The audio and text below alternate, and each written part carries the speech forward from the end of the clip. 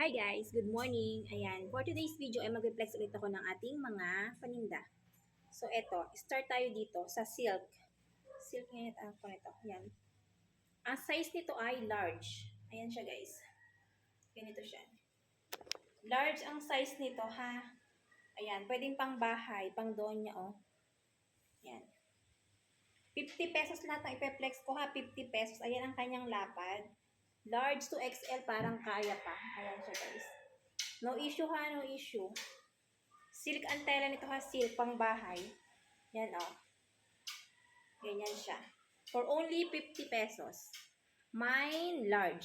Mine large, 50 pesos. Next.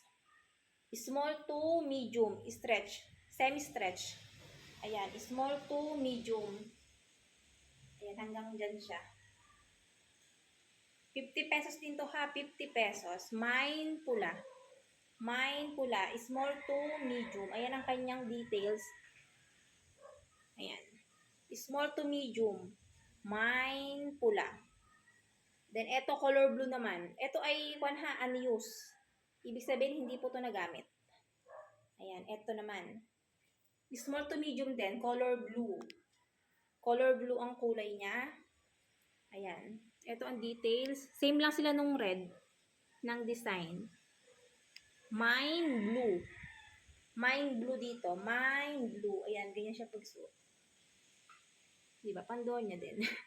Small to medium. Small to medium, 50 pesos. Next. Ito. Ayan. Ang size niya ay medium on tag. Unused din to ha. Hindi to nagamit guys. Kailangan lang i-dispose. Ayan. O, pambahay. Pantulog. Ganda. Strappy siya ha. Kaya lang hindi siya na-adjust. Hindi adjustable ang kanyang strap. 50 pesos. 50 pesos. Bago to. Mine green na lang. Mine green. Sa may gusto. Mine green. Ayan ha. Dati siyang 100 oh.